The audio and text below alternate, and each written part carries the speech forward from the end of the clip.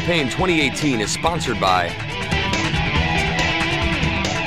Wisconsin Hospital Association, Wisconsin Counties Association, Wisconsin Realtors Association, Marshfield Clinic Health System, and Campaign 2018 partner Milwaukee Journal-Sentinel.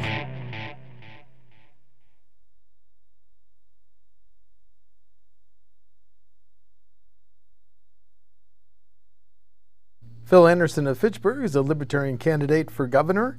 The election is November 6th. Phil, welcome back to WisconsinEye. Thanks for having me, Steve. Interesting time in national and state politics. It sure is. Why is Wisconsin ready to elect a Libertarian governor on November 6th? I think people in Wisconsin, I know people in Wisconsin are open-minded about their politics. They've generally fallen into the Democrat versus Republican, but even since back in Bob LaFollette's time, they've been looking for new solutions, new ways that government can address the needs that people have, or not address them, as the case may be. And we know from nationwide polling that people are thirsting for independent choices, looking for a third party to emerge. I think Wisconsin is the place, and the time is 2018. We need to make a move now for better government. Top 3 issues. Go. Number 1. Our top 3 issues are more local control for everything that government does. That's number 1. Okay. Number 2. That means getting rid of levy limits. That gives everything that the state imposes on local units of government should go. It's not fair. It's not accountable. Should local governments be able to implement their own local option sales tax? Yes. Let's let the market decide. Right now the market decides with school districts. People hop around, try to move certain places for the best school district. That's another issue. But let the governments, local governments respond to what their needs are and have to advocate for and sell the idea that they should have a local sales tax if necessary and make that appeal to their voters. Anything off limits for local government? Could they legalize recreational marijuana? Oh, absolutely, and I hope they would. I hope the state does that. Actually, I think that's your more of a position is that we need medical marijuana plus the recreational. Yeah, it's not only a personal freedom issue; it's a criminal justice issue. There's a lot of ramifications for legalizing marijuana. Is it a tax revenue issue? Well, that's not the first thing out of my mouth as a libertarian. When I was speaking at the Cannabis March in Milwaukee back in May, I appeared in front of the crowd with 6 Democrats vying for the governor's race. The first sentence every one of them said was, "We need legal marijuana so that we can spend $200 million on whatever it was they wanted." For me, it's more important that people just be free to use it, not only medically but recreationally. And it's a criminal justice reform issue, because if we stop putting people in jail for crimes that have no victims, nonviolent drug crimes, especially people of color, we know that this is a racist policy to begin with, and now over the last 40-some years that it's been in place, we see the effect it's had on the black community. We stop doing that, we're going to have tremendous positive effects throughout the jail system, the police forces, all kind, educational systems, social services. Everything is going to save money and be better, more effective. So, under your proposals, no one would go to a Wisconsin prison for any crime involving marijuana? That's correct. Use or sale? That is correct. What about other type of drugs? That, I think, eventually maybe we'll be ready for that. I'm not really sure. But right now we know for a fact that marijuana is at least as safe as alcohol, that there are tremendous medicinal purposes for it, that most people in Wisconsin have tried it. I've tried it. People recognize that it's ridiculous, that it's illegal, and the fact that our current governor talks about it being a gateway drug is preposterous, even to most law enforcement in Wisconsin. We need to wake up and realize that this is 2018, that people understand what marijuana is. There's no making it a boogeyman, so to speak, and it's time for this situation to be resolved. How then would you fight the epidemic of methamphetamine, opioid, and heroin? Well, we need to have decriminalize those in a way so that people can come forward and not be afraid of going to jail. Addiction is a serious health problem, first and foremost. And when people are afraid to come forward and say, hey, I've got a problem with this, then it's going to keep going. And not only that, but as long as they're doing that, they're buying from criminals. So we need to address that situation first. But also, we don't have the ability in Wisconsin yet for doctors to prescribe marijuana or marijuana derivatives for people to come down off opioids. And if they could, especially VA doctors, we know that there's been tremendous abuses there, and we've inflicted that harm on soldiers by sending them into situations that we shouldn't be sending them into. So let's make it legal to prescribe for doctors, allow that as a way to get down from opioids that are legally prescribed to more self-based medication, and have people be free to use that. Okay, your answer to the previous question just told me, but let's just be sure. You don't think we need a new state prison? Oh, heavens no. We need less people in prison by legalizing marijuana. That would have a tremendous effect on not needing more prisons. We don't need more prisons. We need less people in prison. Okay, we got started on the top issues in your campaign with more local control. Right. That led to all these other issues. Right. Number two, criminal justice reform, which does start with legalizing marijuana, but also continues to getting rid of mandatory minimum sentencing so that judges can do the right thing when they're faced with somebody who's committed a crime but the sentence doesn't fit. Advocating for jury nullification, which is a constitutional issue that's not supported by state Supreme Court rules right now. A lawyer can't tell a jury that it can nullify because not because the person didn't commit the crime, but because the law is unjust. Then we move on to convening a pardoning authority. My first day in office, I'll convene the pardoning committee, and I'll write pardons as fast as I can for people that are in jail for nonviolent drug crimes. We also need to expunge those crimes from their records because they never should have been convicted of those things in the first place. And so they need to have an opportunity to get back into the workforce without the stigma of having that on their records. And last of all, I think it's a tragic injustice that people who are in jail can't vote. If they've committed voter fraud, then not being able to vote is an equitable punishment.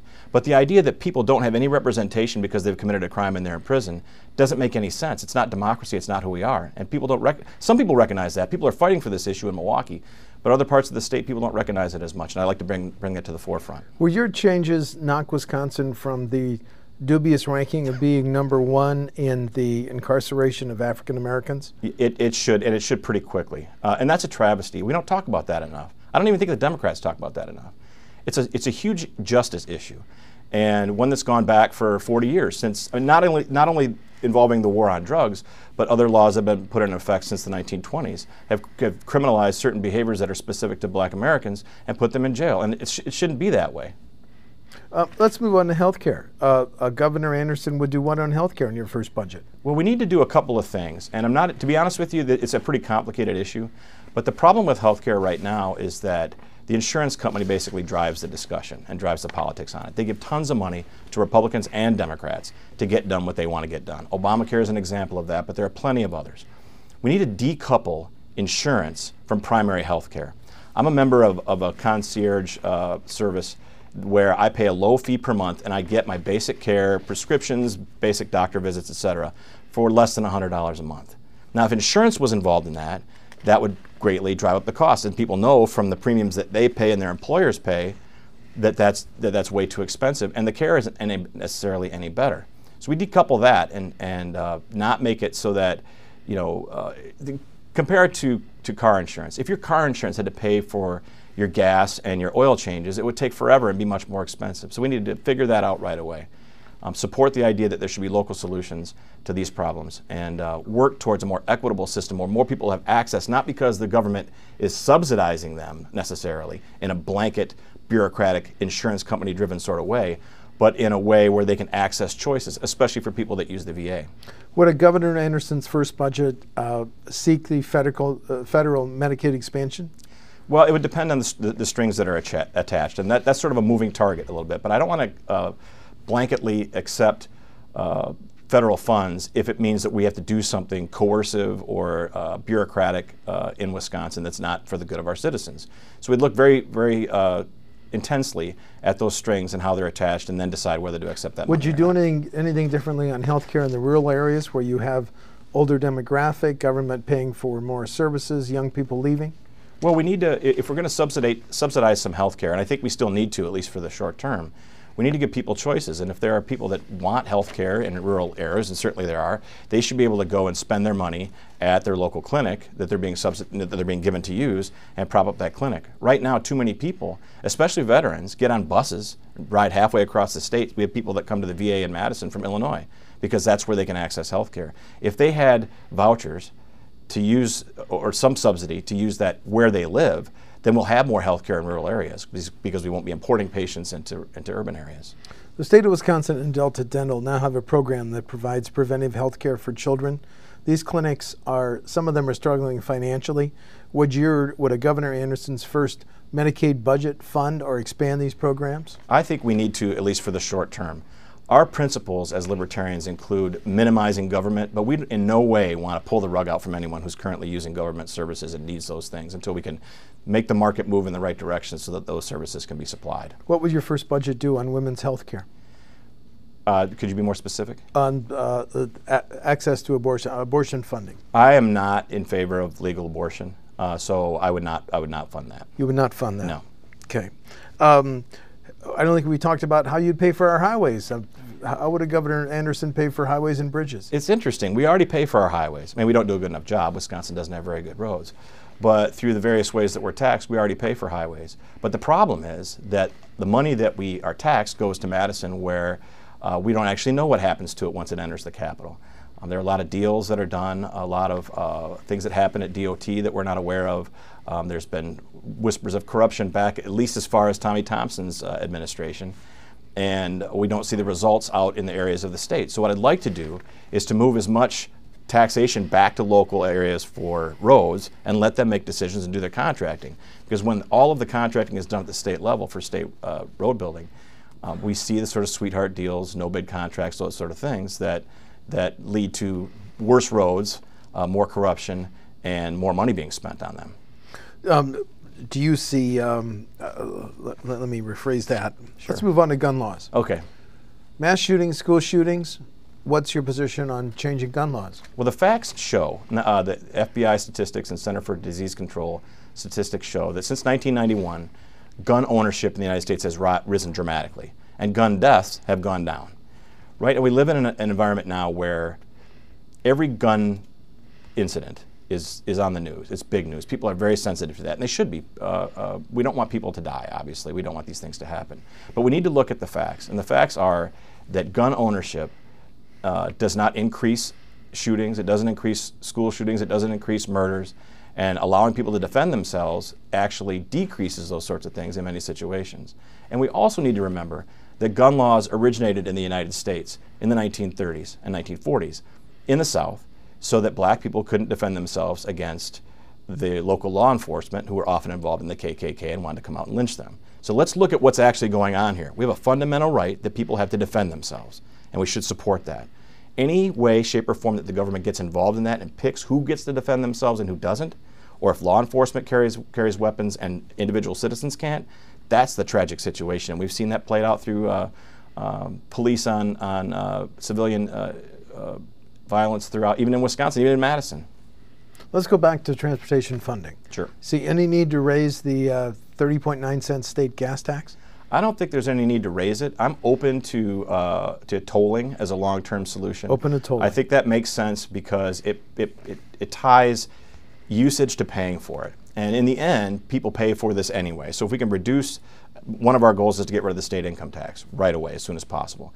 If there's ways that we can lower the tax burden on people locally, but then they're paying for the roads that they're using, even if we have to subsidize that for low-income people, we should do that because that's a more equitable way for it to be paid for. The state income tax is the largest source of state general funds. Mm-hmm. What services would you cut, or the impact of doing away with the state income tax, how would you deal with it? Well, by getting rid of the state income tax, we get rid of that blank check that goes into the state government. And there's a ton of waste. There's a ton of crony capitalism that goes on with that money, including the WEDC, especially the WEDC, as a matter of fact. So we need to look at shifting the things that the state income tax pays for to more user-based or more local-based things, as well as reducing our general spending as much as we can, especially by reducing prison expenditures, and that starts with the criminal justice platform that I talked about before. If we reduce the need of if we reduce people going to prison for nonviolent drug crimes, we're spending less not only on prisons, but on law enforcement, in schools, on social services, in many, many ways that can make up for the fact that we'll be getting rid of the state income tax. Let's talk about Foxconn. Governor Walker says it will be transformational for the state's economy. The Democrats, Matt Flynn says, I'll sue, I'll stop it, I know how to block it. Tony Evers says, it's here, let's renegotiate it. What would a Governor Anderson do? I think we need to renegotiate it, but we need to make a full understanding of exactly what Foxconn is and what it isn't. It's not money that's coming from the government. It's money that's coming out of taxpayers all over the state over the next 25 years or whatever. This is real money that comes out of people's pocket. People look at and listen to the governor talking about the benefits of Foxconn and and the auxiliary spending and the additional tax revenues that come in, all of that money still comes in when people have that money in their own pocket, employers, businesses, individuals throughout the state, and get to spend it in their local economies. It's just not as sexy. It's not something that a politician can say, well, I did this and here's this billions of dollars and so many jobs. We need to understand that the real genius of Wisconsin and the real economic driver of Wisconsin is people acting in their own communities, where they work, the businesses they own. And if they're allowed to keep their own money and spend it, we'll have the benefits of Foxconn and way beyond, and people will be choosing it. We won't be choosing a company that has to have, you know, suicide nets around it in Asia and who hasn't dealt equitably with communities that it's been in before. We don't need to do that business. The problem is that it's not as sexy to just say, let people keep their money. It's more politically showy to say, I've invested in Foxconn and blah, blah, blah. But the fact is, the economics just doesn't work that way. Would your first state budget invest even more in K-12 public school aids? I need to take a hard look at that, because I've got a real problem with the monopoly, more or less, that public schools have right now. We're just working on a program now, a proposal that I'll have when elected, that will be something like universal open enrollment. Right now, everybody pays property tax, whether they realize it or not. People that own property obviously do, but people that rent pay property tax through their rent, through their landlord as the middleman. And what I'd like to do, what I think is best for people and most just, is allowing people to take the money, the equalized money that accounts for their tuition number at their local school. Mm-hmm. So right now when you open enroll, that number is $1,800 a year or whatever it is. People that are struggling and want a different choice for their kids can't take that money, don't have the extra money to say, I'd rather send my kids to a religious school or a Montessori school or whatever. Let's take that money that they're paying in, but it's equalized across the board based on these statistics, and allow them to opt out of public schools if they choose to. I'm not opposed to public schools being available for people that need them, and we can't certainly transition out of a strictly public school system right away. But it's not fair, it's not just that people, poor people and especially people of color, don't have the option of saying, these schools are terrible, they're not servicing me, they're not serving my community. Ask the kids and the parents in Madison, ask the black families in Milwaukee how they're being served by public schools, and they realize that they don't have choices and they're being treated very poorly. And I think we've got a way out of this if we allow for some competition and the freedom to use that money as people should choose to use it. Well, does the current choice voucher program work? It started out in Milwaukee, we're seeing now statewide. It's not comprehensive enough, and it's got strings attached. If people want to opt into some educational program for their kids that's not Common Core based or not something that the state prescribes, they have the right to do that. That right is currently infringed on by the way that Governor Walker and others have worked with public schools and vouchers. The state is mailing out checks, 100 per child checks, sales tax rebate checks. That's beautiful. You're being facetious. I'm being facetious. Why is it a bad idea? I think it's very interesting that Governor Walker, over the last year or so, with this and with supporting Obamacare through trying to close market gaps in pre-existing conditions, is sort of tacking to the center and trying to blunt the force of those who would oppose him in this next election. $100 is just a give back of money that people have already been taxed. Often people, sadly, look at their tax returns as money that they're getting from the government, or other things that the government gives back, checks that they write or discounts or rebates or whatever, as money that wasn't originally theirs in the first place. But it is. So this token $100 for people that have kids in school, first of all, what about $100 for everybody? What about $1,000 for everybody? What about giving back all the money that's taxed and squandered in corrupt ways in Madison? Give that back and let people spend that in their own communities. It's just a drop in the bucket, and it's most people can see through it, I think. Even Republicans that I know are seeing through that as a campaign ruse. Okay, you want to get rid of the state income tax. You would not have signed the bill, the 100 per child rebate. So let me ask you this. What are the core duties and obligations of state government? The core duties and obligations of state government are support people's rights to do as they choose, as long as they don't interfere with the rights of others, and to allow local communities to do those things that they should choose to do. I see, my vision is for a much reduced state government. Supporting the property rights of individuals is one of them. So, for example, there is a situation up in the Menominee River right now where there's a mine being opened and the water is going to be polluted. That's a situation where the state could step in and say, on behalf of the taxpayers of Wisconsin, we need to address the situation because there are property rights being infringed on. That's the sort of thing that state government should be involved in, and possibly redistributing some funds between school districts, between counties, between regions.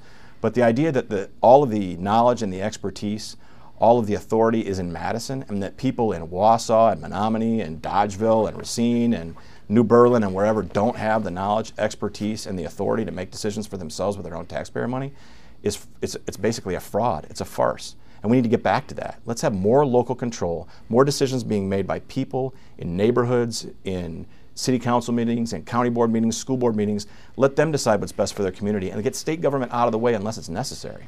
If you abolish the income tax, you have less money available for the UW system. How would you fund the UW system? I think the UW system needs some reform.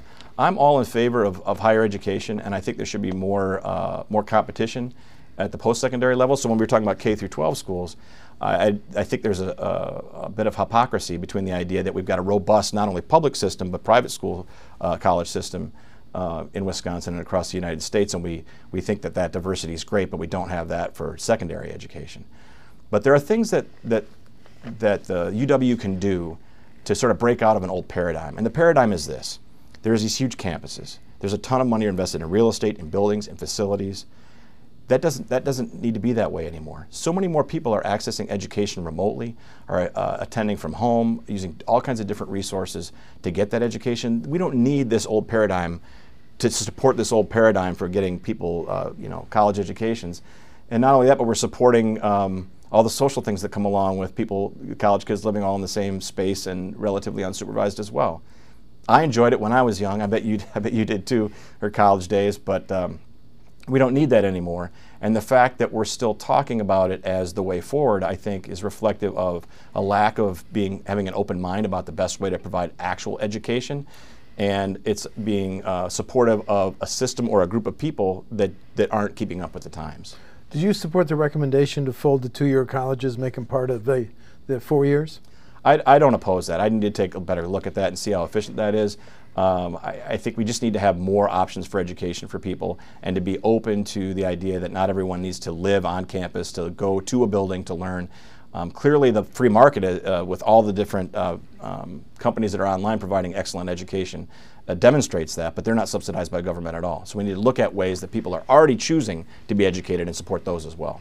Okay, you're going to be on the November 6th ballot, yes, correct, as a Libertarian candidate? Yes. Highlight your differences between Scott Walker, he's going to be the Republican nominee, and a Democratic player to be named later nominee. Well, we know for certain, based on the evidence, that no matter who the Democrat nominee is, except for maybe Mike McCabe, possibly, he might be an exception, and certainly Scott Walker, we're going to see politics as usual. Every time we elect somebody to office, and this complaint goes out to state assembly candidates as well, when I attend forums and visit various cities and areas of Wisconsin, a lot of people say, we elect this person to go to Madison, and then they just become one of the party, they become one of the establishment, and then we don't see them very often, they're not responsive to our needs. No matter who is elected governor other than myself, if we see Scott Walker, whoever the Democrat is, they're going to, no matter what they promise on the campaign trail, they're going to become part of a system that currently runs all of government and most of the economy. They're going to be beholden to those interests that got them there.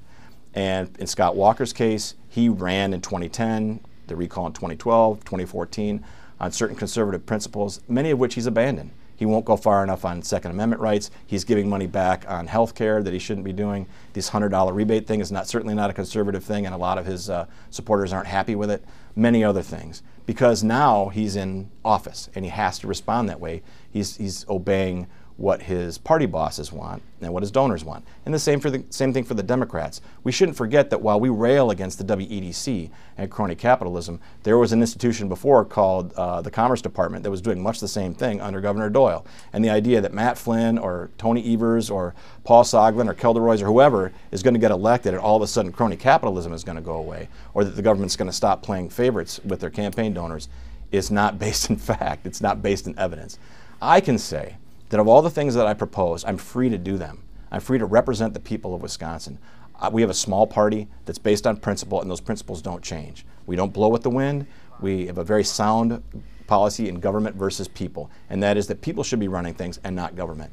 And as you've noticed on all the issues we've talked about, that's my default position on everything. Any new issue that comes up, any new initiative, any legislation that's put in front of me as governor, I will look at it through that lens and say, does this need to be done? Are we doing it efficiently? Is there a private market solution? Is there a local solution? And if there is, the state government shouldn't be doing it. And neither Scott Walker nor whoever my Democrat opponent is are going to approach it that way. What, if anything, could you as governor, could a state do in the national debate over immigration reform? Well, and the sanctuary cities and things like that. I will resist. Well, I'm a strong believer in open immigration, not necessarily open borders, but as long as people are here to work and there's somewhere for them to live and they can participate in society the same way that we expect residents and citizens to, I don't have a problem with that at all. But as far as the state of Wisconsin goes, if a local municipality wants to be a sanctuary city, I don't have a problem with that. That's a decision that they're making. They have relationships with the federal government that are outside of their relationship with the state, and they'll have to bear the responsibility for that. And furthermore, I would resist any effort to send the Wisconsin National Guard to any unconstitutional conflict, and certainly not send them to the Texas border to separate parents and children. I may not have 100% control over that because despite its title, the federal government has control over the Wisconsin National Guard. But I will make a lot of noise about the fact that these are real men and women with families and jobs in Wisconsin that are being sent on a political mission to Texas or the southern border to do that, or a political mission to fight some war overseas that we shouldn't be doing and Congress never approved of. I will make a lot of noise about that and fight my best to make sure that when people offer the sacrifice, I served in the military as a medic in the 80s in a Patriot Missile Battalion in Germany, and when I took that oath, I expected it to be respected. I didn't want to be sent places to fight some war over oil or the dollar or immigration or whatever.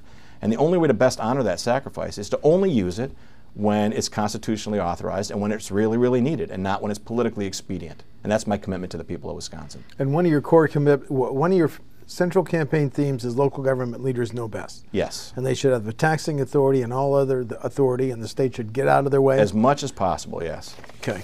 Very good. Thank you. Phil Anderson of Fitchburg is a Libertarian candidate for governor. The election for governor, November 6th. Phil, thanks for coming back to WisconsinEye. Thanks for having me, Steve. Thank you. Campaign 2018 is sponsored by Wisconsin Hospital Association, Wisconsin Counties Association, Wisconsin Realtors Association, Marshfield Clinic Health System, and Campaign 2018 partner Milwaukee Journal Sentinel.